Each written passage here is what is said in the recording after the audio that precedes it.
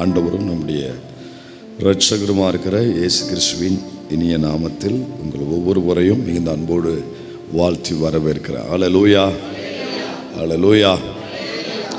எளிமை நிற்போம். ஆண்டவருடைய வார்த்தைக்கு நேராக நம்ம போகலாம். சங்கீதங்கள் புஸ்தகம் 65ஆம் சங்கீதம் 5ஆம் வசனத்தை எல்லாரும் சேர்ந்து வாசிக்க போகிறோம். 65:5. பூமியின் கடையாந்தரங்களில் தூரமான சமுத்திரங்களில் உள்ளவர் எல்லாரும் நம்பும் நம்பிக்கையாக இருக்கிற எங்கள் ரட்சிப்பின் தேவனே, நீர் பயங்கரமான காரியங்களை செய்கிறதினால் எங்களுக்கு நீதி உள்ள உத்தரவு அருளுகிறீர். இந்த ஜனத்துக்கு நீர் அருளுவீர், நம்புகிற பிள்ளைகளுக்கு அதை நீர் செய்வீர். அல்லேலூயா. ஆண்டவரை துதிப்போம். அந்த வார்த்தைகளை கொண்டு ஆண்டவர் நம்மோடு ஒவ்வொரு வாரமும் பேசுகிற வார்த்தைகளுக்காக நல்ல மனதார கர்த்தரை துதிங்க. நல்ல உயர்ந்த கம்பீர சத்தத்தோடு கர்த்தரை ஸ்தோத்திரம் பண்ணுங்க. எங்களோடு பேசுங்க. இயேசுவின் நாமத்தில் பிதாவே, ஆமென். உட்காருவோம். அந்த தேவன் நமக்கு எப்படிப்பட்டவரா? உத்தரவு கொடுக்கிறவர். அது நீதி உள்ள உத்தரவு. அதான் போன வாரம் நமக்கு சொன்னாரு. அந்த உத்தரவு எப்படி இருக்கும்னா செயலினால் இருக்கும். சொல்லிக்கிட்டே கொண்டு போக மாட்டேன். என் ஆண்டவர், நம்ம ஆண்டவர் யார்? செயலினால் உத்தரவு அருளி செய்யும் தேவன், செய்து நிறைவேற்றி உத்தரவு கொடுப்பார். இதுவரைக்கு சொல்லி உத்தரவு கொடுப்பாரு. ஏன்? ஜெபிச்ச உடனே என்னை பலப்படுத்துவதற்கு அவர் சொல்லினால் உத்தரவு புறப்பட்டு வரும். ஆனா சொன்னது உண்மைதாங்கிறத நிறைவேற்றி அவர் செயலினால் எனக்கு உத்தரவு புறப்பட்டு வரும். இந்த நாட்கள் அந்த நாட்களாக இருக்கட்டும். ஆண்டவருக்கு ஸ்தோத்திரம். எதிர்பார்ப்போடு இருக்கிற பிள்ளைகளுக்கு செயலினால ஆண்டவர் உத்தரவை கொடுப்பாராக. யார் யாருக்கு எப்படிப்பட்ட சூழ்நிலையில அந்த செயல் வடிவில் உத்தரவு பிறப்பிக்கப்பட வேண்டுமோ, குடும்ப காரியத்தில், பிள்ளைகள் வாழ்க்கையில், பொருளாதார விஷயத்தில், சரீரத்தில், ஊழிய காரியத்தில், யார் யாருக்கு என்னென்ன விதத்தில் இந்த செயலின் உத்தரவு அவசியப்படுகிறதோ இந்த தெய்வம் அந்த செயலின் உத்தரவை தேவையுள்ள பிள்ளைகளுக்கு தந்து ஆண்டவர் அதை நிறைவேற்றும்படி ஜெபத்தோடு உங்க முன்னால நிற்கிறேன். ஆண்டவற்றை நீங்களும் ஜெபிங்க. கர்த்தர் அதை சீக்கிரம் செய்வாராக. அல்லேலூயா. மறுபடியும் வாசிங்க. 65:5 வாசிங்க. 65:5 வாசிங்க. பூமியின் கடையாந்தரங்களிலும் தூரமான சமுத்திரங்களில் உள்ளவர்கள் எல்லாரும் நம்பும் நம்பிக்கையா. உங்களுக்கு வேற நம்பிக்கை ஒண்ணு இல்ல. பாத்தீங்களா?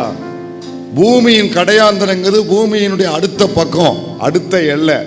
மனிதர் யாரு நிக்க முடியாத இடம். அதுதான் சமுத்திரத்தில் உள்ளவங்க. சமுத்திரத்தில் உள்ளவங்க கரையில இருந்து டாட்டா காமிச்சிட்டு போகும்பொழுது மனைவி கண்ணுக்கு தெரிவா, பிள்ளை கண்ணுக்கு தெரிவாங்க. ஒரு 5 கிலோமீட்டர் அங்கிட்டு போயிட்டுனா எல்லாரும் ஒரு புள்ளி மாதிரி தான் இருப்பாங்க. அப்புறம் உள்ள போயாச்சுன்னா 4 பக்கம் என்னதான் தெரியும்? கடல் தண்ணி தான் தெரியும். அங்க மனைவியும் தெரிய மாட்டோம், பிள்ளையும் தெரிய மாட்டாங்க, அங்க யாரும் தெரிய மாட்டாங்க. ஒரு முறை இந்த கடலுக்கு போக்குவரத்து உள்ள ஒரு நபரோடு பேசி கொண்டு இருக்கும் பொழுது நான் கேட்டேன், என்னையா அவங்க அனுபவத்தை சொல்லுங்கயான்னு கேட்டேன். டெய்லி கடலுக்கு போகிற ஒரு மீனவர், பல 250 கிலோமீட்டர் தூரத்துக்கு போவாங்களாம். அந்த மாதிரி ஒரு மீனவர், மிகப்பெரிய அதில் சின்ன சின்னதில் ஒன்று போட்டுமாங்க, லாஞ்சுமாங்க, அளவை பொறுத்து பேர் சொல்லுவாங்க. அதில் பெரிய பெரிய போட்டிருக்கு பாருங்க, அதில் போகிறவர், கப்பலில் போகிறவர். அவர்கிட்ட பேசும்போது சொன்னார், சில நேரங்களில் சூழ்நிலை நல்லா இருக்கும், நல்ல மீனெல்லாம் கிடைக்கும், பெரிய பெரிய மீன், சுறா மீன்லாம் கூட கிடைக்கும், சந்தோஷமாக இருக்குமா உங்களுக்கு, பிடிச்சிக்கிட்டே இருப்பாங்களாம். அப்புறம் சில நேரங்களில் எதிர்பாராத நேரத்தில் டக்குன்னு ஒரு ஃபியூ செகண்டில் டோட்டல் கிளைமேட்டு மாறுமா, அந்த வெயில் அப்படியே மாறுமா, அப்படியே மேகம் சூழ்ந்து வருமா, மேகம் சூழ்ந்த உடனே காற்று பயங்கரமாக வீசுமா. காற்று வீசின உடனே இவங்க புரிஞ்சுக்கிடுவாங்க ஒரு ஆபத்து வரப்போகுது. உடனே அவங்க அதுக்குரிய ஆயத்தங்கள்லாம் செய்வாங்க. அந்த காலத்தில் பாய்மரம்னு சொல்லுவாங்க, அதை இறக்கி விட்டுட்டு தப்பிக்கிறதுக்கு ஒரு வழி உண்டு. ஆனால் இப்போ அது எங்கேயும் பாய்மரம்லாம் கிடையாது. இப்போ அந்த பாய்மர கப்பல் எங்கேயுமே கிடையாது, எல்லாமே மோட்ரு போட்டாயிடுச்சு பாருங்க. ஆனால் அது கிடையாது. அதனால அவங்க எல்லாரும் தங்களை பாதுகாப்பதற்கு என்ன செய்யணுமோ அந்த காரியங்களை அவங்க செய்து கொண்டு இருப்பாங்களாம். அப்படி சில நேரங்கள்ல அவங்க அந்த பாதுகாப்பு அந்த வேலைகளை செய்து முடித்ததுக்கு அப்புறம் புயல் அலை கொந்தளிப்பு வந்து ஒரு சின்ன பாதிப்புல உண்டு பண்ணிட்டு போய் நார்மல் ஆயிருமா, சரியாயிருமா. சில நேரத்துல அந்த புயல் அடிக்க போதுன்னு அவங்க உஷாரோடு இருந்து அதுக்கு என்னென்ன செய்யணுமோ அந்த நங்கூரத்தை போடுறது அல்லது அவங்க போட்டை திருப்பி விடுறது அதை செஞ்சு முடிக்கிறதுக்குள்ள அது வேலையை காட்டிட்டு போயிருமா. காற்றடிக்குமா, கடல் தண்ணி உள்ள வருமா, கப்பல் கவுற மாதிரி இருக்குமா, சில நாட்கள்ல அவங்க கடலுக்குள்ளேயே குதிக்க வேண்டிய நிலைமை வந்துருமா. இல்லைன்னா போட்டோட மூழ்கினா தப்பிக்க முடியாது, தனியா குதிச்சாவது நீந்திட்டாவது கிடக்கலாம். அதனால அப்படி சில நேரத்துல என்னென்னமோ நடந்துருமா. அவர் சொல்றாரு எல்லாமே கண்ணை மூடி முழிக்கும் நடந்துரும் பாஸ்டர். சில நேரத்துல கண்ணை மூடி முழிக்கிறதுக்குள்ளால புயல் வரும், அடிச்சு உடைச்சு எல்லாத்தையும் விசிறி எரிஞ்சிட்டு போயிருமா. அவங்க சுதாரிக்க கூட முடியாதான். அவர் சொல்லும் போது எனக்கே பயங்கரமா இருந்தது. அப்படி உணர்வோடு சொன்னாரு. அந்த மாதிரி இருக்கும் பாஸ்டர். இப்போ இந்த வசனம் எப்படி சொல்லுன்னா, அந்த மாதிரி இடத்துல அம்மாவுக்கும் காது கேட்காது, அப்பாவுக்கும் காது கேட்காது, பாஸ்டுக்கு கூட அங்க காது கேட்காது, டவரு எடுக்காது இல்லையா, அங்க எதுவுமே வேலை செய்யாது, யாரையும் உதவிக்கு கூப்பிட முடியாது, யாரும் ஓடி போய் காப்பாற்ற முடியாது. அதனால தான் அவர் சொல்றாரு, அந்த சமுத்திரத்தில் உள்ளவர்கள் நம்பும் நம்பிக்கையா இருக்கிற எங்கள் ரட்சிப்பின் தேவனே, யாரையும் கூப்பிட முடியாத நேரத்தில், யாரும் ஓடி வந்து உதவி செய்ய முடியாத நேரத்தில் நம்ம ரட்சிப்பதற்கு ஒரு தேவன் உண்டு. அவர் எல்லாரும் நம்புகிற நம்பிக்கையின் தேவன். நம்புறவங்க மட்டும் கர்த்தருக்கு ஒரு மகிமை செலுத்துங்க. ஹல்லேலூயா. தூரமான சமுத்திரங்களில் உள்ளவர்கள் எல்லாரும் அந்த இடத்துல அவங்க யாரை மட்டும்தான் நம்ப முடியும்? கர்த்தரை மட்டும்தான். வேற யாரை நம்பியும் வேற யாரை கூப்பிட்டோம் புரோஜனம் இல்லை. ரெஸ்கியூ டீம் எல்லாம் அங்க வந்த கூப்பிடவே முடியாது. யாரையும் நம்ப முடியாத ஒரு இடம், யாரையும் கூப்பிட முடியாத இடம். அதனால தான் சங்கீதக்காரன் சொல்லியிருக்காரு, இது வேற யாருக்குமே பொருந்தாது. தூரமான சமுத்திரத்தில் உள்ளவருங்க கர்த்தரை மட்டும்தான் நம்ப முடியும். அதைத்தான் சொல்லியிருக்காரு. என் வாழ்க்கை அதே மாதிரிதான். யாரையும் நம்ப முடியாத ஒரு சூழ்நிலை நான் இருக்கிறேன்னு இந்த இடத்துல யாராவது சொல்லுவீங்கன்னா அந்த சங்கீதக்காரன் நீங்களும் சேர்ந்து சொல்லுங்க, ஆண்டவரை பார்த்து, நான் நம்பும் நம்பிக்கையா இருக்கிற எங்கள் ரட்சிப்பில், எங்கள் ரட்சிப்பில் தேவனே, நீ காரியங்களை செய்கிறதினால். புயல் ஒரு பயங்கரம்னா அதை உண்டாக்குனவர் ஒரு பயங்கரமான ஒரு காரியத்தை செய்கிறவர். கைதட்டி கர்த்தரை மகிமைப்படுத்துங்க.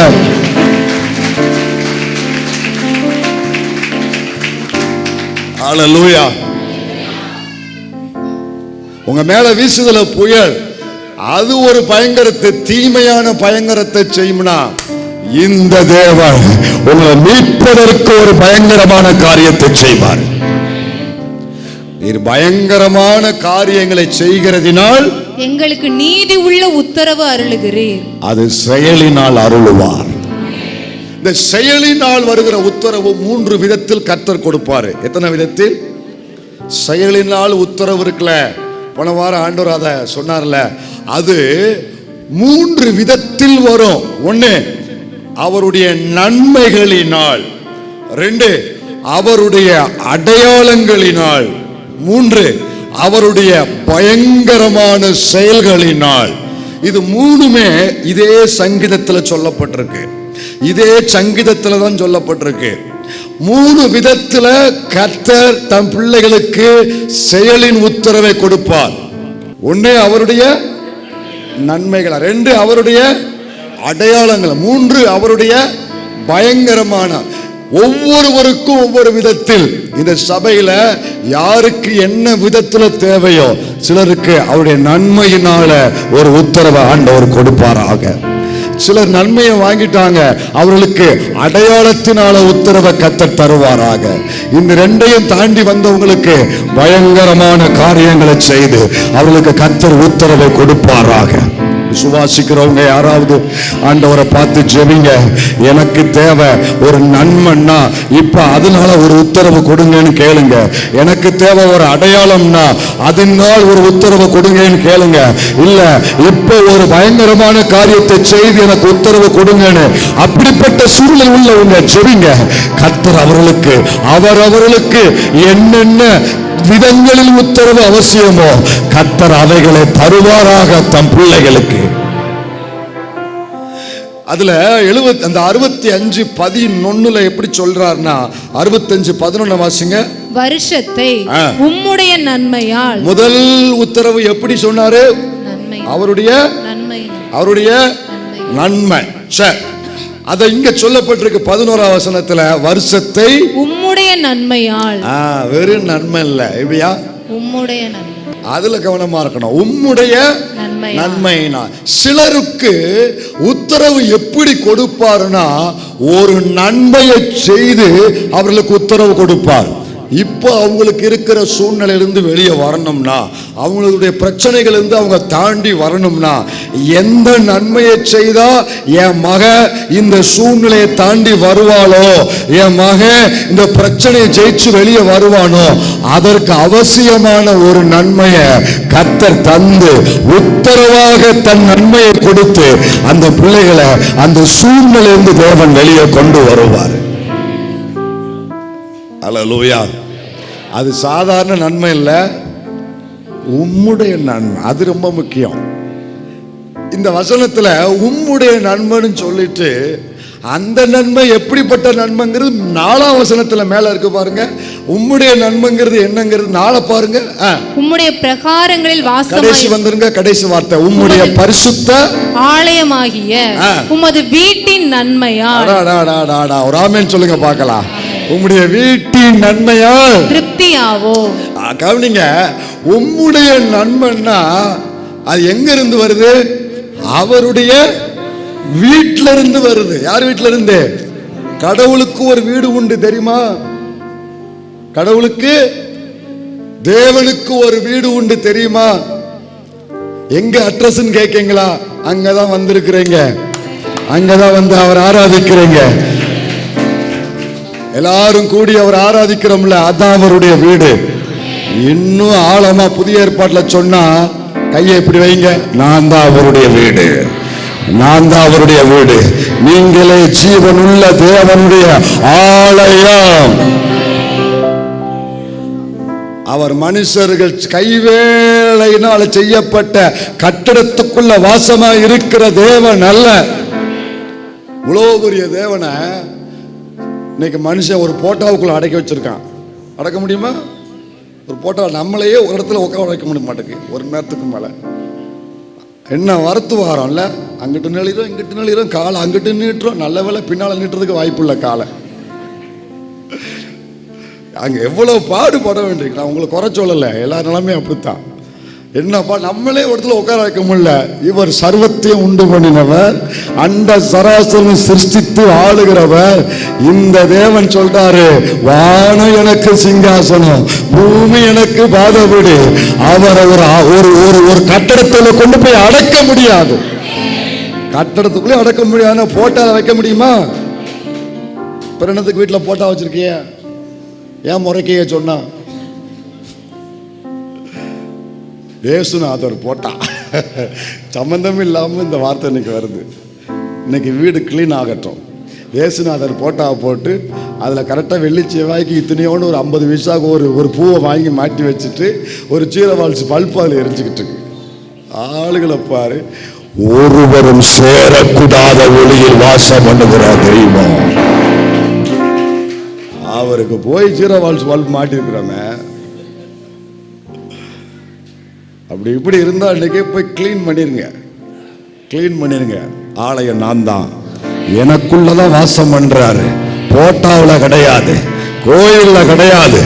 எனக்குள் ரட்சிக்கப்பட்ட ஒரு தேவ பிள்ளைக்குள் கர்த்தர் வாசம் பண்றார். அப்ப அவருடைய நன்மை என்பது வீட்டின் நன்மை, அவர் ஆலயத்தின் நன்மை, அவர் சமூகத்தின் நன்மை. அது என்னங்கிறத ஒரு 5 நிமிஷத்துல சொல்லிட்டு நம்ம அடுத்த 2வது பாயிண்ட்டுக்கு போவோம். கவனிங்க, அவருடைய நன்மை எப்படிப்பட்ட நன்மைன்னா, இது தீத்துவுக்கு போனா தீத்து சொல்லியிருக்காரு 3ஆம் அதிகாரம் 5ல இருந்து 8 வரைக்கும் வாசிங்க. அப்போஸ்தலன் பவுல் தீத்துக்கு எழுதின நிருபம் 3ஆம் அதிகாரம் 5ல இருந்து வாசிங்க. நாம் செய்த நீதியின் கிரியைகளின் நிமித்தம் கவனிக்கணும் எல்லாரும். அவன் நம்மை ரட்சியாமல் தமது இரக்கத்தின்படியே மறுஜென்ம முழுக்கினால் பரிசுத்த ஆவியினுடைய புதிதாக்குதலினாலும் நம்மை ரட்சித்தார். தமது கிருபையினாலே நாம் நீதிமான்கள் ஆக்கப்பட்டு நித்திய ஜீவன் உண்டாகும் என்கிற நம்பிக்கையின்படி சுதந்திரர் ஆக்கத்தக்கதாக அவர் நமது இரட்சகராகிய இயேசு கிறிஸ்து மூலமாய் அந்த பரிசுத்த ஆவியை நம்மை சம்பூர்ணமாய் பொழிந்தருளினார். 8ஆம் வசனத்தை கவனிக்கணும் எல்லாரும், நல்லா கவனிங்க. அவருடைய நன்மை என்பது என்னங்கிறது பாருங்க. இந்த வார்த்தை உண்மை உள்ளது, தேவனிடத்தில் விசுவாசமானவர்கள் நற்கிரியைகளை செய்ய ஜாக்கிரதையாய் இருக்கும்படி நீ இவைகளை குறித்து திட்டமாய் போதிக்க வேண்டும் என்று விரும்புகிறேன். இவைகளே நன்மையும். கவனிங்க, இவைகளே சொல்லுங்க, என்னது இவை? அப்ப நான் மேல நிறைய சொல்லியிருக்காரு, ஒன்ன சொல்லல, நிறைய சொல்லியிருக்காரு. அதனால தான் இவைகளே ப்ளூரல்ல வருது, பன்மையில வருது. இவைகளே நன்மையும். என்னது? நன்மையும். என்னது? நன்மையும். என்ன நன்மை தெரியுமா? கவனிங்க, எவைகளே நன்மை, இவைகளே நன்மை. அவர் கொடுக்கிற நன்மை எவைகளே, இவைகளே. இவைகளே எதை சொல்றாரு? 5ஆம் வசனத்துல கடைசி வார்த்தை நம்மை ரட்சித்தார். எல்லாரும் சேர்ந்து சொல்லுங்க, நம்மை ரட்சித்தார். ரட்சிக்கப்பட்டவங்க மட்டும் சொல்லுங்க, நம்மை ரட்சித்தார். 5 கடைசில என்ன நன்மை இருக்கு? நம்மை ரட்சித்தார். அடுத்து அடுத்து அடுத்து 7 கடைசிய பாருங்க, அந்த பரிசுத்த ஆவியை நம்மை சம்பூர்ணமாய் பொழிந்தருளினார். 2வது 3வது பாருங்க 8ஆம் வசனத்துல நற்கிரியைகளை செய்ய. கவனிங்க, அவர் கொடுக்கிற அவருடைய நன்மை, அவர் வீட்டு நன்மை என்ன தெரியுமா? அவர் தந்த ரட்சிப்பு. அவர் வீட்டின் நன்மை என்ன தெரியுமா? அவர் தந்த பரிசுத்த ஆவியின் அபிஷேகம். அவர் வீட்டின் நன்மை என்ன தெரியுமா? நற்கிரியைகளை செய்ய. கண்டதை செஞ்சவன், பலர் குடிய கெடுத்தவன் இன்னைக்கு நன்மை செய்யறாம்னா, இன்னைக்கு நல்ல கிரியை செய்யறாம்னா அவனுக்குள்ள இயேசு இருக்கிறாரு, அவனுக்குள்ள இயேசு இருக்கிறாரு. அவனுங்க இயேசு ஒரு மனுஷனுக்குள்ள இருந்தா தான் ஒருத்தனால நன்மை செய்ய முடியும். இல்லைன்னா அவன் தீமை செய்வான், குடிய கெடுப்பான், குடும்பத்தை கெடுப்பான், பாழாக்குவான். இன்னைக்கு ஒருத்தன் குடிக்கிறவன் திருந்திருக்கிறான், சினிமா பார்க்கிறவன் திருந்திருக்கிறான், கெட்ட வார்த்தை பேசுறவன் திருந்திருக்கிறான், இன்னைக்கு அநியாய அக்கிரமம் பண்ண திருந்திருக்கிறான். காரணம் என்ன தெரியுமா? அவன் ரட்சிக்கப்பட்டவன், அவன் அபிஷேகம் பண்ணப்பட்டவன், நற்கிரியைகள் செய்யும்போது நல்ல சுபாவத்தை பெற்றவன். கைதட்டி கர்த்தரை மகிமைப்படுத்துங்க பார்க்கலாம். இங்க 3 காரியம் சொல்லப்பட்டிருக்கு. தேவன் தந்த ரட்சிப்பு, தேவன் தந்த பரிசுத்த ஆவியானவர், 3வது தேவன் தந்த நல்ல குணாதிசயம், குட் கேரக்டர். நல்ல 3 ரிப்பீட் பண்ணுங்க. தேவன் தந்த, 2வது தேவன் தந்த, 3வது அவர் தந்த நல்ல குணாதிசயம். கர்த்தருடைய நன்மைன்னா பணம், காசு, வீடு, வாசல், நகை, நட்டு இதெல்லாம் 2வது. முதல்ல அவருடைய நன்மைங்கிறது விலையேறப்பட்ட ரட்சிப்பு. அவருடைய நன்மைங்கிறது பரிசுத்த ஆவியானவர். அவர் நன்மைங்கிறது நல்ல குணாதிசயம். இதை பெற்றவங்க யாராவது இங்க இருக்கீங்களா? தேவன் தந்த நன்மை என்னன்னு தெரியுதா? அவங்க கண்டவங்க பேச்ச கேட்காதீங்க. ஆளாளுக்கு சொல்லுவாங்க, இன்னும் அதே வீட்டில் குடியிருக்க, அதே பைக்கில் தான் போற அப்படின்னு சொல்லுவான். அவன் பார்வையெல்லாம் நன்மைன்னா பெரிய வீடை கட்டணும், மேல ஒரு வீடு எடுக்கணும், அடுத்து ஒரு இப்படித்தான் அவன் திங்கிங். நீங்க அவனை பார்த்து சொல்லுங்க, ஆண்டவனுக்கு நன்மை செஞ்சாரு, ரட்சிப்பின் நன்மை, பரிசுத்த அபிஷேகம், நல்ல குணாதிசயம், இதை எத்தனை கோடி கொடுத்தோம். எங்கேயாவது போய் 5 கோடி தாரேன், இதை தாங்கன்னா கொடுக்கிறதுக்கு யாராவது முடியுமா? வானத்தில பூமியில ரட்சிக்கப்படுவதற்கு அவருடைய நாமம் தானே. இப்போ அவருடைய நன்மை அவருடைய நன்மையின் உத்தரவன் பெற்ற ஜனங்கள் இவங்க எல்லாம். இங்க இருக்கிற அத்தனை பேரும் நீங்களுக்கு காசு பணம் இல்லாம இருக்கலாம், பெரிய கையில் நிறைய இல்லாம இருக்கலாம், எதிர்பார்க்க அளவுக்கு ஆசீர்வாதம் பெருசா இல்லாம இருக்கலாம். உங்க மேல ரட்சிப்பு இருக்கு, அபிஷேகம் இருக்கு, நல்ல சுபாவத்தை கர்த்தர் உங்களுக்கு கொடுத்திருக்கிறாரு. இது அவருடைய நன்மை.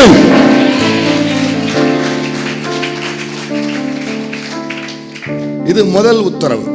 இரண்டாவது சங்கீதம் அதே 65:8 வாசிங்க. இரண்டாவது என்ன சொன்னேன்? அவருடைய அடையாளம். 65:8 வாசிங்க. கடையாந்தர இடங்களில் குடியிருக்கிறவர்களும் உம்முடைய அடையாளங்களின் நிமித்தம் பயப்படுகிறார்கள். காலையையும் மாலையையும் களிகூர பண்ணுகிறீர். இரண்டாவது கர்த்தர் எப்படிப்பட்ட உத்தரவு கொடுக்கிறார்னா, இங்க வார்த்தை சொல்லப்பட்டிருக்கிறது உம்முடைய அடையாளங்களின் நிமித்தம். சிலருக்கு அடையாளங்களை கொடுத்து கர்த்தர் உத்தரவு கொடுப்பார். அவருடைய உத்தரவு எப்படி இருக்கும்னா, God's sign, God's sign, wonder and sign. அவருக்கு அடையாளங்களை கொடுத்து அதன் மூலம் தேவன் உத்தரவு கொடுப்பார். கவனிங்க, ஆண்டவர் ஆதியாகமத்தில் வாசிக்கிறோம், இந்த சூரியன், சந்திரன், நட்சத்திரம், சுடர்கள் எல்லாம் எதுக்காக படைச்சாராம்? இப்ப கவனிக்கணும், ஆண்டவர் சில நேரங்கள்ல நம்ம ஜெபித்து எழும்பின உடனே அந்த ஜெபத்துக்கு பதில் எப்படி இருக்கும்னா அடையாளங்கள். அடையாளங்கள் அது என்னங்கிறது உங்களுக்கு விளக்குறேன். அடையாளம் என்பது ஒரு டோக்கன் மாதிரி, ஒரு டோக்கன், ஒரு செக்கு மாதிரி. அந்த செக்கு இருக்குல்ல, செக்கு வந்து பணம் கிடையாது. செக்கு பார்த்துருக்கீங்களா? நல்லெண்ணெய் செக்கு அது இல்லை, பணம் பணம் பணம் மாத்திர செக்கு, காசோலை. காசோலை, சரியா? அந்த காசை கொடுக்கிற ஓலை, அதான் காசோலை. இப்போ அந்த செக்கு வந்து பணம், ஒரு 5000 ரூபாய் எழுதி கொடுக்குறாங்கன்னா அது பணம் கிடையாது, அது பணம் கிடையாது. ஆனா என்ன அர்த்தம்? பணம் உறுதியா கிடைக்குங்கிறதுக்கு ஒரு அடையாளம். அது புரியுற மாதிரி சொல்றேன். இந்த கவர்மெண்ட்ல இருந்து இந்த 1000 ரூபாய் சொல்லி கொடுத்தாங்களா கடந்த நாட்கள்? எப்போ கொடுத்தாங்க 1000 ரூபாய்? எப்போ கொடுத்தாங்க? சாயங்காலமா? எப்போ கொடுப்பாங்க? டெய்லி சாயங்காலம் கொடுக்காங்களா உங்களுக்கு? மாசம் மாசம் கொடுக்காங்களா? இந்த ரேஷன் கடையில் கொடுப்பாங்களாம்மா, அது எப்பமா கொடுப்பாங்க? தீபாவளி டைமா? பொங்கல் நேரத்தில் நல்லா வச்சங்க பொங்கல். கவனிங்க, பொங்கல் நேரத்தில் 1000 ரூபான்னு அனௌன்ஸ்மெண்ட் பண்ணிட்டு எடுத்த உடனே 1000 ரூபாய் கொடுக்க மாட்டாங்க. வீடு வீடா வந்து கவுன்சிலர் ஒன்று கொடுப்பார். என்னது? டோக்கன். அடிச்சேங்க அடி. அந்த டோக்கன் வந்து 1000 ரூபாய் கிடையாது இல்லையா? டோக்கன் வாங்கியாச்சுன்னா என்ன அர்த்தம்? எனக்கு 1000 ரூபாய் உறுதியா கிடைக்குங்கிறதுக்கு அடையாளம். 1000 ரூபாய் கிடைக்குங்கிறதுக்கு அடையாளம் தான் டோக்கன். அதே மாதிரிதான் கர்த்தர் தம்முடைய பிள்ளைகளுக்கு ஒரு மேன்மையை செய்வார் வரும் நாட்களில். அந்த மேன்மை உறுதி என்பதை காண்பிப்பதற்கு சில அடையாளங்களை கர்த்தர் கொடுப்பாரு. சில அடையாளங்களை கொடுத்தாருன்னா விசுவாசத்தோடு இருங்க. கர்த்தர் கொடுக்கிற அடையாளத்தை அசட்ட பண்ணாதீங்க. கர்த்தர் கொடுக்கிற அடையாளத்தை அற்பமா பார்க்காதீங்க. அந்த அடையாளம் எதை காண்பிக்கணும்? அந்த மேன்மை உறுதி, அந்த நன்மை உறுதி, அந்த ஆசீர்வாத உறுதி. அல்லேலூயா. சில அடையாளம் உங்களுக்கு கிடைச்சுன்னு வைங்களேன். ஜெபத்துல இருந்து எழும்பின உடனே ஒரு அடையாளம். எசேக்கியா கேட்டாரு, இந்த டைம் முன்னால போறது இல்ல, பின்னால ரிவர்ஸ்ல போகணும். 10 பாக உடனே பின்னால போச்சு. அது ஒரு அடையாளம். என்ன அடையாளம்? நீ சுகமாக ஆலயத்துக்கு போக ஒரு அடையாளம். கவனிங்க, அடையாளம் முதலே வந்துச்சு, ஆனா அற்புதம் அதற்கு அப்புறம் வந்துச்சு. அடையாளம் வந்தா அற்புதம் வரப்போவதற்கு மிகப்பெரிய உறுதி. ஆண்டவர் இங்க இருக்கிற பிள்ளைகளுக்கு ஏதாவது அடையாளம் கொடுத்திருப்பாருன்னா நீங்க அற்பமா பார்க்காதீங்க, அற்புதம் பின்னால வரப்போகுது. அது ஒரு டோக்கன், ஒரு ஆசீர்வாதம் வருவதற்கான உறுதி. சில பேர் ஆமென் சொல்றீங்க. அல்லேலூயா. கவனிங்க, இந்த அடையாளங்கள் பல விதத்தில் இருக்கும். இந்த அடையாளங்கள் எப்படி இருக்கும்னா, தம்முடைய பிள்ளைய பலப்படுத்துவதற்காக அடையாளங்களை கொடுப்பாரு. இன்னும் தம் பிள்ளைக்கு விரோதமான செயல்களை அதை பயமுறுத்துவதற்காக அடையாளம் கொடுப்பாரு. அடையாளங்கள் பல விதத்தில் வரும். வேகமா முடிக்கிறாங்க. கவனிங்க, சில அடையாளம் உங்களுக்கு கொடுப்பாரு உங்களை பலப்படுத்துவதற்காக. சில அடையாளம் உங்க எதிரிக்கு கொடுப்பாரு அவனை பயமுறுத்துவதற்காக. இது ரெண்டுமே அடையாளம் தான். இந்த ரெண்டுல யாருக்கு எது அவசியமோ கர்த்தர் அதை தன் பிள்ளைகளுக்கு செய்வாராக. சங்கீதத்தில் வாசிக்கிறோம், இஸ்ரவேலர்களுடைய சரித்திரம் அங்கே எழுதப்பட்டிருக்கு. 78ஆம் சங்கீதத்தில் 43 இருந்து வாசிங்களேன். 78ஆம் சங்கீதம் 43 இருந்து வாசிங்க. அவர் எகிப்திலே தம்முடைய அடையாளங்களையும் சோவான் வெளியிலே தம்முடைய அற்புதங்களையும் செய்தார். என்ன செஞ்சாரு? எகிப்தில் என்ன செஞ்சாருன்னு போட்டிருக்கு. தம்முடைய அடையாளங்களை, தம்முடைய அடையாளம். இங்க பிள்ளைகளுக்கு செய்ததல்ல, பிள்ளைகளுக்காக எதிரிக்கு செய்தது. எதிரிக்கு செய்து என்ன செஞ்சாரு? அடுத்த வார்த்தை, சோவான் வெளியிலே தம்முடைய அற்புதங்களையும் செய்தார். அவர்களுடைய நதிகளை இரத்தமாக மாற்றி அவர்களுடைய ஆறுகளில் உள்ள ஜலத்தை குடிக்க கூடாதபடி செய்தார். 430 வருஷமா இந்த ஜனங்களை அவன் அடிமைப்படுத்தி வச்சிருந்தான். அந்த வார்த்தை ரொம்ப முக்கியம். என்ன படுத்தி வச்சிருந்தான்? அடிமைப்படுத்தி வச்ச. பின்னாலெல்லாம் இருக்கிறீங்க தானே? என்ன படுத்தி வச்சிருந்தான்? அடிமைப்படுத்தி வச்சிருந்தான். இப்ப இந்த ஜனங்கள் தேவனை நோக்கி கூப்பிட்டாங்க. கர்த்தர் உடனே கேட்டு ஒரு பதில் கொடுத்தார். அந்த பதில் எப்படி இருந்ததுன்னா அடையாளங்களாய் கொடுத்தார். எகிப்துல 10 விதமான வாதைகள் கொடுத்தார்ல, ஞாபகம் இருக்கா இல்லையா? இந்த 10 வாதைகளும் நல்லா கவனிக்கணும். இங்க வரைக்கும் எகிப்தியன், இங்கிட்டு இஸ்ரவேலர்கள் குடியிருக்கிறாங்க கோசேன் நாட்டில். இங்க வரைக்கும் இந்த இதுக்கெடுத்து எகிப்தியன், இதுக்கு அங்கிட்டு இஸ்ரவேலர்கள். 10 வாதைகளும் எகிப்தியருக்குள்ள போச்சு. ஆனா அதுல ஒண்ணு கூட எங்க போல? இந்த பேன் இருக்குல்ல, பேனு, அது சும்மாவே இருக்காது. வீட்டில் சொல்லுவாங்க, அவ தலையில இருந்தா எனக்கு வந்துச்சுப்பாங்க சொல்லுவாங்க, பார்த்துருக்கீங்களா? அப்ப என்ன அர்த்தம்னா அது ஊந்து ஊந்து போற வகை, தலைக்கு தலையே மாறுதுன்னா. எனக்கு என்ன ஆச்சரியம்னா இந்த பேனு இஸ்ரவேலர்கள் வீட்டுக்குள்ள ஒருத்தன் படியிலே ஏறல. அது நம்ம அது எங்கேயோ ஒரு 10 கிலோமீட்டருக்கு தூரத்தில், இது இன்னொரு 20 அப்படி நினைக்க வேண்டாம் இல்லையா? இப்போ 1ஆம் தெரு 2ஆம் தெரு 3ஆம் தெரு உங்க வீடு இருக்குல்ல. இப்போ நீங்க 1ஆம் தெருனா அவங்க 2ஆம் தெருனா அப்போ அவங்களுக்கு எவ்வளவு தூரம் தான் இருக்கும்? அடுத்த வீடு தான். உங்க வீடு முடிகிற இடத்துல அவங்க வீடு ஆரம்பிக்கும். அப்போ எகிப்தியர்கள் வீடு முடிகிற இடத்துலயே யார் வீடு ஆரம்பிக்கும்? இஸ்ரவேலர்கள். அவன் வீடுக்குள்ள பேனு, இவன் வீட்டுக்குள்ள ஆண்டவருடைய ஆசீர்வாதம். ஆமென் சொல்றீங்களா? தவளை அங்க போது ஒரு தவளை கூட இந்த படிக்க, அந்த தவளைக்கு தெரியுது பார்த்தீங்களா? அந்த படிக்கட்டை ஏறக்கூடாது. அது இஸ்ரவேலர்களுடைய படிக்கட்டு. அங்க ஏறல பார்த்தீங்களா? இல்ல தாவிக்கிட்டே போவோம். ஆனா ஒரு தவளை கூட அங்க ஏறல. ஆச்சரியத்தில் ஆச்சரியம். காரிருள், அங்க ஃபுல்லா கரண்ட் கட்டு, இங்க பிரகாசமா இருக்கு. எல்லாமே டிஃபரண்ட், எல்லாமே மாற்றம். இதெல்லாம் அவனுக்கு ஏன் இதை செஞ்சாருன்னா இந்த 10ம் அவன் தெய்வமா வணங்கினான்.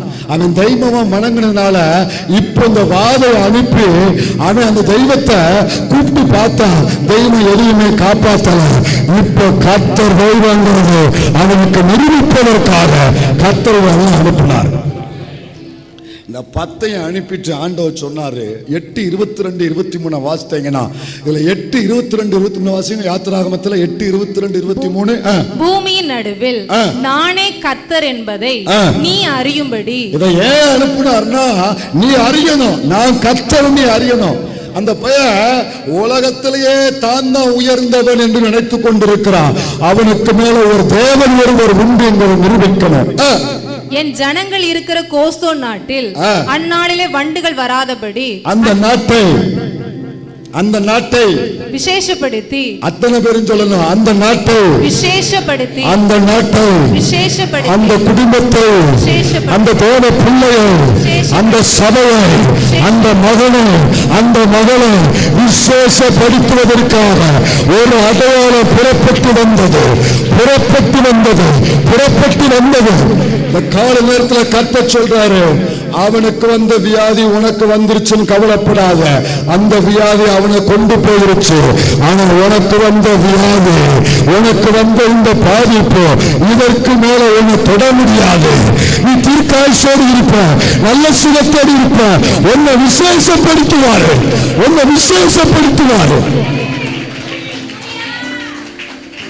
அதான் ஒரு அடையாளம். இந்த 10 வாதைகள் அவனை தாக்குது, இவங்களை யாரையுமே தொடல. இது ஆண்டவர் சொன்னாரு, இது ஒரு அடையாளம்.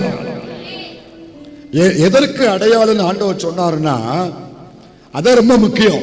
இந்த அடையாளம் எதற்காக கொடுத்தாருன்னா, ஒண்ணு விசேஷப்படுத்த. எதுக்கு? அடுத்த வார்த்தையில ரொம்ப தெளிவா இருக்கு பாருங்க. என் ஜனங்களுக்கும். என்னது? என் ஜனங்களுக்கும். என்னது? என் ஜனங்களுக்கும். ஆண்டவருக்கு ஒரு மகிமை செலுத்தணும் எல்லாரும். என்ன சொல்றாரு? என் ஜனங்களுக்கும். என்ன சொல்றாரு? என் ஜனங்களுக்கும். ஏன் தெரியுமா? அந்த பையன் நினைச்சுக்கிட்டு இருக்கான், இவங்க எல்லாரும் ஏன் அடிமை நினைச்சுக்கிட்டு இருக்கான். எகிப்திய நினைச்சுக்கிட்டு இருக்கான், இவங்க எல்லாரும் என்னுடைய அடிமைகள் நினைச்சுக்கிட்டு இருக்கிறாங்க. மேலிருந்து ஒருவர் முழங்கினார், அவர்கள் அடிமைகள் கிடையாது, இவர்கள் என் ஜனங்கள், இவர்கள் என் ஜனங்கள், இவர்கள் என் பிள்ளைங்க, என் பிள்ளைங்க.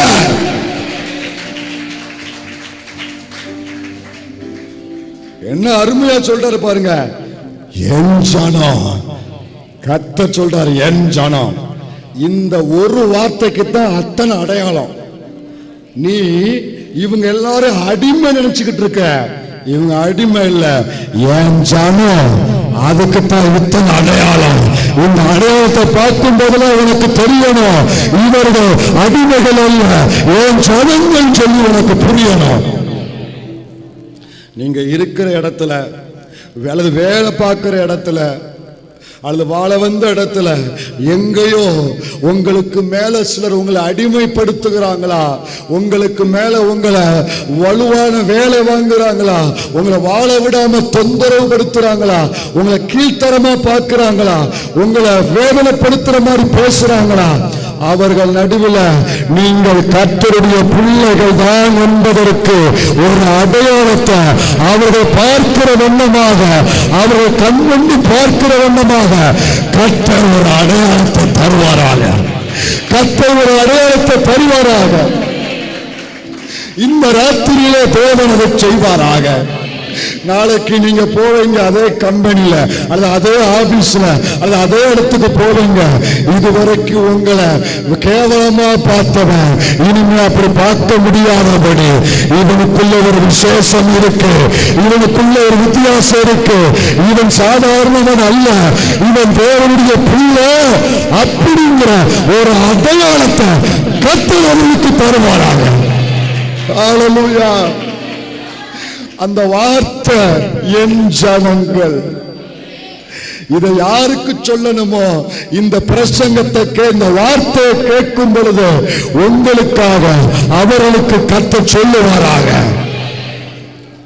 அவர்கள் காது கேட்கும்போது ஆண்டவர் இந்த வார்த்தையை சொல்லுவாராக. நீ வேதனைப்படுத்துறல, அவன் ஏன் பிள்ளை, நீ அடிமைப்படுத்துறல, அவன் ஏன் மகன் அப்படின்னு கர்த்தர் அவர்களுக்கு பேசுவாராக. இது ஒண்ணும் சொல்லும். தவளை வந்தது, பேன் வந்தது, காரில் வந்தது, இது ஒண்ணும் பார்க்கும் பொழுதுலாம் அவனுக்குள்ள என்ன ஓடும் தெரியுமா? அவங்க அடிமை இல்லை, அவங்க யெகோவா தேவ பிள்ளைங்க. அவங்க அடிமை இல்லை, யெகோவா தேவ பிள்ளைங்க. அந்த வசனத்தை வாசித்து முடிச்சிருங்க. என் ஜனத்துக்கும் உன் ஜனங்களுக்கும் வித்தியாசம் உண்டாகும்படி செய்வேன். அது எப்படி செய்வேனா? இந்த அடையாளம் நாளைக்கு உண்டாகும் என்று கர்த்தர் சொல்லுகிறாரு. கர்த்தர் சொல்லுகிறாரு என்று சொல். ஹல்லேலூயா. அவசியமான இந்த அடையாளத்தை ஆண்டவர் தம் பிள்ளைகளுக்கு செய்வாராக. கவனிங்க, இஸ்ரவேல் ஜனங்களை எகிப்திலிருந்து அழைச்சிட்டு கானானுக்குள் கொண்டு போக கர்த்தர் என்ன பண்ணாரு? அவர்களை அழைத்தார் இல்லையா? எகிப்திலிருந்து அவர்களை அழைத்து கானானுக்கு கொண்டு போக தெரிந்து கொண்டார். இந்த வேலையை செய்வதற்கு யாரை கர்த்தர் தலைவனாய் கொண்டு வந்தாரு? மோசேயை. இப்போ இவர்களுக்காக ஆசாரிப்பு கூடாரத்தில் பலி செலுத்துவதற்கு, பரிந்து பேசுவதற்கு யாரை தெரிந்து கொண்டாரு? ஆரோன். மோசேயை தலைவனாகவும் ஆரோனை ஆசாரியனாகவும் கர்த்தர் தெரிந்து கொண்டார். யார் தெரிந்து கொண்டார்? கர்த்தர் தெரிந்து கொண்டார். இப்போ தேவன் மோசே ஆரோன் என்பவர்களை நியமித்து அவர்களுக்கு கீழே இந்த நிர்வாகத்தை நல்லா புரிஞ்சுக்கிடணும், இந்த அட்மினிஸ்ட்ரேஷன் நல்லா புரிஞ்சுக்கிடணும், மொத்த சபை இந்த புரிஞ்சுக்கணும். கர்த்தர் எப்படி சபையுடைய அட்மினிஸ்ட்ரேஷன் வச்சிருக்காருன்னா, எல்லாவற்றிற்கும் காரணவர் கர்த்தர், எல்லாவற்றுக்கும் மேலாக தலையாகிய கிறிஸ்து. அவர் மோசேயை ஆரோனை நியமித்து அவர்களுக்கு கீழே இஸ்ரவேல் ஜனங்கள் என்ன செஞ்சாரு? வழி நடத்தினார். பிரயாணம் ஆரம்பிச்சு போய்கிட்டு இருக்கு. சில வருஷம் ஆச்சு. அதுக்கிடையில் எத்தனையோ சம்பவம்லாம் நடந்துச்சு. போய்கிட்டு இருக்கும் பொழுது இப்போ உள்ளுக்குள்ள இருக்கிற சில டீமுக்கு சில ஆசை வந்துச்சு. என்ன ஆசை வந்துச்சுன்னா, அவனுங்கெல்லாம் என்ன பார்த்துக்கிட்டே இருக்காங்க, எப்போ பார்த்தாலும் இந்த மோசே தான் வந்து நம்ம முன்னால நின்று பிரசங்கம் பண்றாரு, கர்த்தர் இதை சொல்றாரு, அதை சொல்றாரு, அப்படி செய்ய சொல்றாரு, இப்படி செய்ய சொல்றாரு, மோசையே பேசிக்கிட்டு இருக்கான். அப்புறம் பார்த்தா ஆசாரிப்பு கூடாரத்துல எப்ப பார்த்தாலும் இந்த தூப கலசத்தை யார் தான் காட்டுறா? ஆரோன் தான் காட்டுறா. என்ன இவனுங்களுக்கு தான் செய்ய முடியுமா, நமக்கும் செய்ய முடியாதா?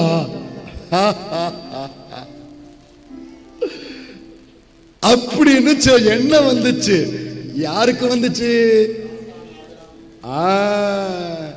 அந்த இஸ்ரவேல் கூட்டத்துக்குள்ளேயே வந்துச்சு. வெளியே இருக்கிறவனுக்கு வந்தா ஆண்டவர் மன்னிச்சிடுவார் போங்க, ஆனா உள்ளுக்குள்ள இருக்கிறவனுக்கே வந்துச்சு. நல்லா கவனிக்கணும். இந்த மைக்கு, இந்த மேடை, இந்த முன்னால இங்க 1000 திறமை உள்ளவர்கள் இங்க ஒருவர் நிற்க முடியாது. ஒரு திறமையும் இல்லாவிட்டாலும் தேவனுடைய அழைப்பு, அவர் கிருபையும் அவர் அபிஷேகமும் இருந்தால் மட்டுமே 10 பேரா இருந்தா கூட அவங்க முன்னால நிற்க முடியும். இப்போ ஒரு கூட்டம், அதுக்குள்ள ஒருத்தர் இருந்தா, அவன் பேரு கோல ஆரம்பிக்கும். சொல்லுங்க. அவன் வந்து ஒரு ஆசை வந்துச்சு, நானும் தான் மைக் எடுப்பேன், நானும் தான் பிரசங்கம் பண்ணுவேன், நானும் தான் தூப கலசம் காட்டுவேன். அப்படி ஒரு ஆசை வந்து மோசேட்ட சண்டை போட்டான். நீ உனக்கு ஆசை வந்தா நீ யார்கிட்ட கேட்கணும்? நியாயப்படி ஆண்டவர்கிட்ட எனக்கு ஆர்வமா இருக்கு, ஊழியம் செய்யலாமா வேண்டாமா அப்படின்னு யார்கிட்ட கேட்கணும்? என்ன சொல்றீங்களா இல்லையா? ஆண்டவர்கிட்ட கேட்கணும். அவன் ஆண்டவர்கிட்ட கேட்காம யார்கிட்ட வந்து சண்டை போட்டான்? மோசேட்ட வந்து சண்டை போட்டான். சண்டை போட்டும்போது ஒரு சம்பவம் நடந்துச்சு. அப்போ கர்த்தர் ஒரு வார்த்தை சொன்னாரு, ஒரு அடையாளத்தை கொடுப்பேன்னாரு. என்னாகமோ 16:38 இருந்து வாசிங்க. என்னாகமோ 16:38 வாசிங்க. தங்கள் ஆத்துமாக்களுக்கு கேடுண்டாக்கின அந்த பாவிகளின் தூப கலசங்களை பலிபீடத்தை மூடத்தக்க தட்டையான தகடுகளாய் அடிக்க கடவர்கள். கவனிங்க, தட்டையான தகடு, இதை மறந்துடாதீங்க. தட்டையான தகடுகளா? சொல்லுங்க இன்னொருக்கா. தட்டையான தகடுகளாய் அடிக்க கடவர்கள். அவர்கள் கர்த்தருடைய சந்நிதியில் அவர்களை கொண்டு வந்ததினால் அவைகள் பரிசுத்தமாயின. அவைகள் இஸ்ரவேல் புத்திரருக்கு ஒரு அடையாளமாய் இருக்கும் என்றார். எது அடையாளமா இருக்குனாரு? முதல்ல சொல்ல சொன்னோம்ல, தட்டையான தகடு. ஒரு தட்டையான தகடை காமிச்சு, இது இஸ்ரவேல் புத்திரருக்கு என்னவா இருக்கும்? அடையாளம். ஒரு தகட கர்த்தர் கொடுத்து இத ஒரு அடையாளம் சொன்னாரு. புரியுற மாதிரி சம்பவங்களை விளக்குனா தான் புரியும், இல்லைன்னா ஒரு மாதிரியா இருக்கும். கொஞ்சம் நல்லா கவனிங்க. முதல்ல வந்து வாரேன். இப்போ அந்த ஒரு கூட்டை எலும்பிச்சுல, அவன் பேர் என்ன பேரு? கோராக. அவன் ஒருத்தனுக்குள்ள ஒரு ஆசை வந்துச்சு, நம்மளும் தூப கலசத்தை பிடிக்கணும். அந்த ஒருத்தன் என்ன பண்ணாம்னா, எக்ஸ்ட்ரா ஒரு 3 பேரை சேர்த்துக்கிட்டான். எப்பொழுதுமே கவனிங்க, பிரேயருக்கு ஆளை சேர்க்கறது தான் கஷ்டம். புரிஞ்சவங்க தான் சிரிக்கிறாங்க. ஒருத்தன் எத்தனை பேரை சேர்த்தா? 3 பேர். இப்ப 3 1 4 ஆச்சா? இவனுங்க எல்லாம் சேர்ந்து 250 பேரை திரட்டிட்டான்.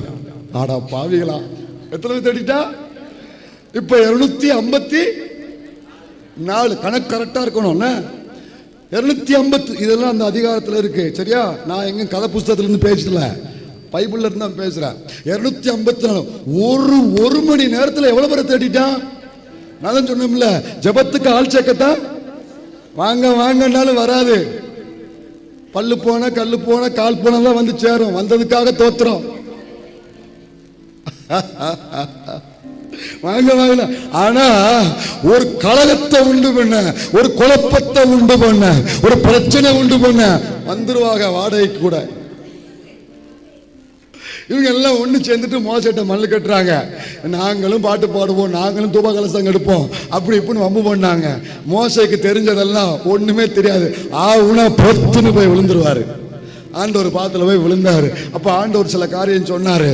உடனே மோசே சொன்னா, ஏலா நானா ஊழியத்துக்கு வரல, நான் பாட்டுல ஆட மேய்ச்சிக்கிட்டு இருந்தேன், அவர் தாண்டா என்னை கூப்பிட்டு வந்தாரு, அவர்கிட்ட கேளுங்களா அப்படின்ட்டு. சரி நீயும் வா வா அப்படின்னு அந்த 250 பேரை ஒரு பக்கம் நிப்பாட்டிட்டு மோசே என்ன பண்ணாருன்னா, மோசையும் ஆரோனும் ஒரு பக்கம் நிக்காங்க. இப்ப மோசே சொன்னாரு, நீங்களும் தூப கலசத்தை கையில எடுங்க, ஆரோனும் கையில எடுக்கட்டும்.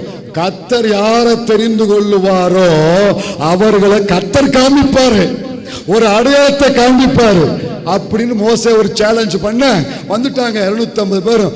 அப்பயாவது உணர்ந்து போயிருக்க வேண்டாமா? மோசே இவ்வளவு தைரியமா சொல்றாரு, எத்தனை அற்புதத்தை பார்த்திருக்கிறாங்க. அதான் சொல்லுவேன், எவ்வளவு அற்புதங்களை செய்தாலும், எவ்வளவு ஆசீர்வாதங்களை கொடுத்தாலும், சில ஆட்கள் ஒரு நிமிஷத்துல அதை உதுத்துருவாங்க. உங்க பிள்ளைகளை அடிக்கும் போது ஒரு வார்த்தை சொல்லுவீங்க, என்ன வார்த்தை? உதுத்த பய. அடிக்கும்போது சொல்லுவீங்களா என்ன பய? உதுத்த பய. ஏன் சொல்றீங்க? அடி அவனுக்கு என்ன செய்ய மாட்டேக்கு, ஏற மாட்டேக்கு. அதே மாதிரிதான் கர்த்தரும் பார்க்கிறாரு. சில ஆட்களுக்கு எவ்வளவு ஆசீர்வாதங்களை கொடுத்தாலும் என்ன பண்ணிருந்தாங்க? உதுத்திருந்தாங்க. இப்ப வந்து நிக்கிறாங்க ஆசாரிப்பு கூடாரத்து மத்தியில. இந்த பக்கம் மோசே ஆரோன், இந்த பக்கம் 250 பேர், அவர்களுக்கு பின்னால அந்த காரணமான கோராகு கூட்டம், குடும்பம், கோத்திரம் எல்லாரும் தூப கலசத்தை பிடிச்சு நிக்கிறான். மோசே இந்த பக்கம், ஆரோன் கையில தூப கலசம் பிடிச்சு நிக்கிறாங்க. ஆரோன் தூப கலசத்தை பிடிக்கும் பொழுது தேவ பிரசன்னம் ஆசாரிப்பு கூடாரத்தை மூடியது. ஆனா இந்த 250 பேரும் கர்த்தருக்கும் ஊழியருக்கும் விரோதமாக தூப கலசத்தை பிடிச்சாங்களே, அங்க தேவ பிரசன்னம் வரல. கர்த்தருடைய அக்கினி புறப்பட்டு வந்து அவர்களை பட்சித்து போட்டது. வித்தியாசம் இருக்கா இல்லையா? இந்த பக்கம் பிரசன்னம் வந்து மூடியது, இந்த பக்கம் கர்த்தருடைய அக்கினி வந்து 200. அதுக்கு முன்னால ஒரு சம்பவம் நடந்துச்சு. அதுக்கு காரணமானவன், அவன் பேர் என்ன பேரு? கோராகு. அவன் குடும்பம் மொத்தத்தையும் ஆண்டவர் லிப்ட்ல கூட்டு போயிட்டாரு. அவன் குடும்பம் மொத்தத்தையும் பூமியை பிளந்து வா லிப்டுக்குள்ள வான்னு சொல்லி உள்ள லிப்டுக்குள்ள உள்ள கூட்டு போயிட்டாரு. அது முதல்ல நடந்து முடிஞ்ச உடனே 250 பேரு துணிகரமா கர்த்தர் சமூகத்துல தூப கலசத்தை பிடிச்சு நிக்கிறாங்களா? கர்த்தருடைய அக்கினி வந்து அவர்களை பட்சித்து போட்டதா? அவர்கள் அத்தனை பேரும் செத்து போனாங்களா? இப்ப அவங்க கையில என்ன இருந்துச்சு? தூப கலசம் இருந்ததுல. அந்த தூப கலசம் அந்த அக்கினி பட்ட உடனே உருகி போயிட்டு, அந்த அக்கினி வந்த உடனே உருகி போயிட்டு. இப்ப கர்த்தர் சொன்னாரு, அவனுங்க கையில இருந்த தூப கலசம் அக்கினினால உருகி போச்சுல, அதை எடுத்து ஒரு தகடா அடிச்சுக்கோ, ஒரு பலிபீடத்தை மூடுகிற ஒரு பெரிய தகடா அடிச்சுக்கோ. ஏன் தெரியுமா? அந்த தகடை பார்க்கும் போதெல்லாம் எல்லா சோதரர்களுக்கும் ஒரு பயம் வரணும், ஒரு தேவ பயம் வரணும். தேவ பயம் வரக்கூடிய ஒரு அடையாளம் அந்த தகடு இருக்கு பாருங்க. அந்த தகடு 2 விதத்துல அடையாளம். ஒண்ணு, கர்த்தருக்கு விரோதமா எழும்பின ஒரு கூட்டம் அக்கினி பட்சித்து போட்டது என்கிற தேவனை பற்றிய ஒரு பயம் உண்டாகிற அடையாளம். 2வது ஒரு அடையாளம், அந்த தகடை பார்க்கும் பொழுது இவர்கள் மத்தியில தேவன் தெரிந்து கொண்டது மோசையத்தான், தேவன் தெரிந்து கொண்டது ஆரோனைத்தான். அவர்களை 1000 பேர் குற்றம் சொன்னாலும் மோசையும் ஆரோனையும் நான் தெரிந்து கொண்டேன் என்பது அந்த தகடு அடையாளமா இருந்துச்சு. அதுல 3 வார்த்தை பயன்படுத்துறாங்க. அதை மட்டும் வாசி எழுப்பி நில்லுங்க. 16:5 நினைக்கிறேன். அதுல என்னாகும் 16:5 3 வார்த்தை கர்த்தர் பயன்படுத்துறாரு. பின்பு அவன் கோராகையும் அவனுடைய எல்லா கூட்டத்தையும் நோக்கி, நாளைக்கு கர்த்தர் தம்முடையவன் இன்னான் என்றும். அந்த வார்த்தை கவனிங்க. என்னது? கர்த்தர் தம்முடையவன் தம்முடையவன். என்னது? தம்முடையவன். நம்பர் 1 என்னது? தம்முடையவன். வாசிங்க. தம் மண்டையிலே சேரத்தக்கதாம் கட்டளையிட்ட பரிசுத்தவான் இன்னான். இரண்டாவது யாரு? பரிசுத்தவான் என்றும் காண்பிப்பார். அப்பொழுது எவனை தெரிந்து கொள்வாரோ. மூணாவது யாரு? தெரிந்து கொள்வார். அவனை தம்மிடத்தில் சேர கட்டளையிடுவார். அந்த தகடை பார்க்கும் பொழுதெல்லாம் 3 காரியம் ஞாபகம் வரும். இந்த மோசையும் ஆரோனையும் நம்ம எவ்வளவோ முறுமுறுத்தோம், விரோதமா பேசணும், எழும்பினோம். ஆனா அந்த தகடை பார்க்கும் பொழுதெல்லாம் இவர்கள் கர்த்தருடையவர்கள், இவர்கள் கர்த்தருடைய பரிசுத்தவான், இவர்கள் கர்த்தரால் தெரிந்து கொள்ளப்பட்டவர்கள். தம்முடையவன், அடுத்து பரிசுத்தவான், அடுத்து தெரிந்து கொள்ளப்பட்டவன். சொல்லுங்க, தம்முடையவன். அவ்வளவு பேர் மத்தியில கர்த்தர் யாரை பார்த்து என்ன சொல்றாரு? தம்முடையவன். மோசையை பார்த்து, ஆரோனை பார்த்து. இரண்டாவது பரிசுத்தவான். மூணாவது கவனிங்க, உங்க மேல ஆண்டவர் சில கிருபையை வச்சிருப்பாரு, உங்க மேல கர்த்தர் சில அழைப்பை வச்சிருப்பாரு, உங்களுக்குன்னு கர்த்தர் சில பொறுப்புகளை கொடுத்திருப்பாரு. ஆண்டவர் சொன்னதுனால நீங்க அந்த காரியங்களை செஞ்சுட்டு வாரீங்க உண்மையோடு, உத்தமத்தோடு. அது சின்ன பொறுப்போ பெரிய பொறுப்போ, சின்ன வேலையோ பெரிய வேலையோ, ஏதோ உங்களால் முடிந்ததை கர்த்தருக்காக செய்து கொண்டு வர்றீங்க. இப்போ இந்த நேரத்தில் சிலர் உங்களுக்கு விரோதமாக எழும்பி உங்க மேல இருக்கிற ஆண்டவருடைய அழைப்பை புரிந்து கொள்ளாம, உங்க மேல இருக்கிற தேவனுடைய அபிஷேகத்தை புரிந்து கொள்ளாம அதை மட்டுப்படுத்தி பேசுவாங்க, அதை கனவீனப்படுத்தி பேசுவாங்க.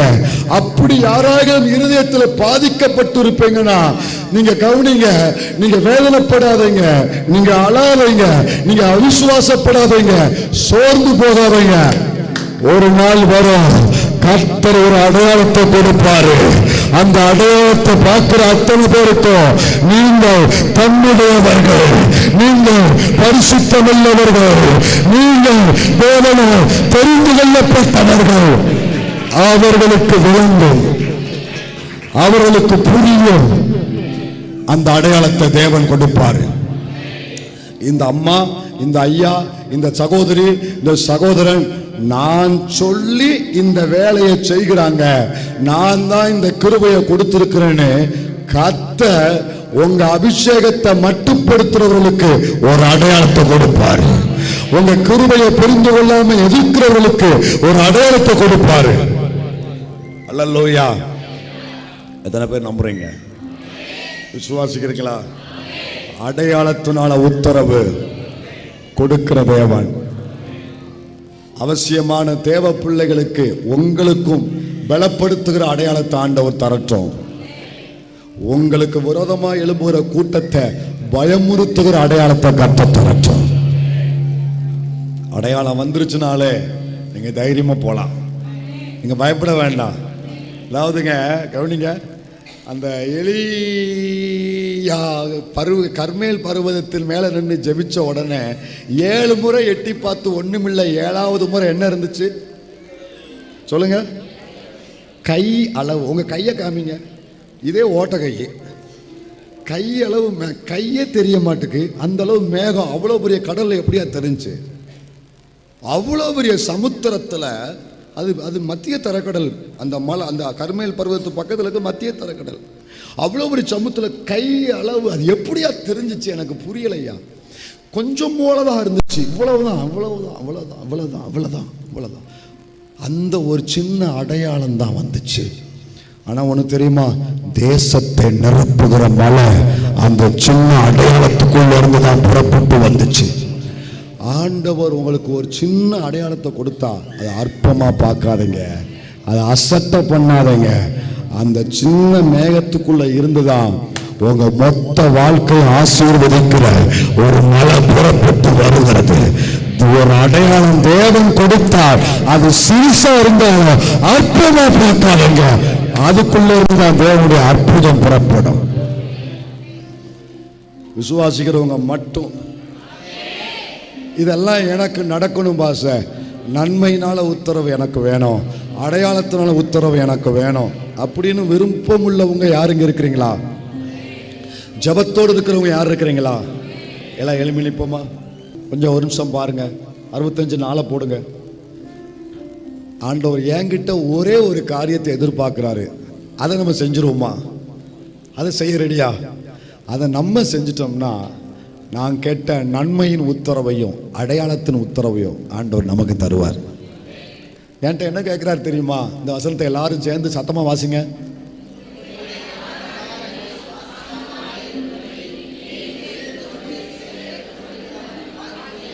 அவங்களுக்குத்தான் உம்முடைய பரிசுத்த.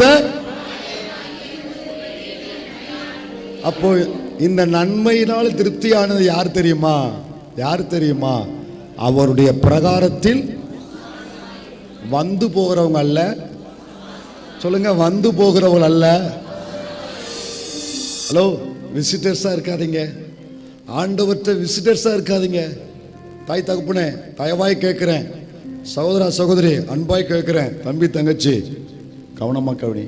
விசிட்டர்ஸா இருக்காத, வந்து போகிறவங்களா இருக்காத. வந்து போகிறவங்களா இருக்காதீங்க. வாரத்துக்கு ஒரு நாள் ஆலயத்துக்கு போனா போதும், அப்படி இருக்காதீங்க.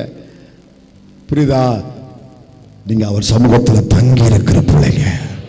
இதெல்லாம் யாருக்கு செய்வார்னா போற வாரவங்களாம் செய்யல. அப்படின்னா என்னையா வித்தியாசம் இருக்கு? அவர் சமூகத்தில் தங்கி இருக்கிறவங்க, எப்பொழுதும் அவர் பாதத்தை தேடுகிறவங்க.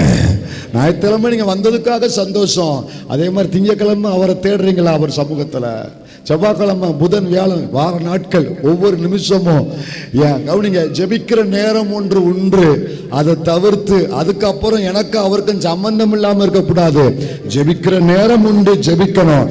மற்ற நேரத்தில் 1000 வேலையை பார்த்தாலும் என் இருதயம் அவரோடு தங்கி இருக்கும்.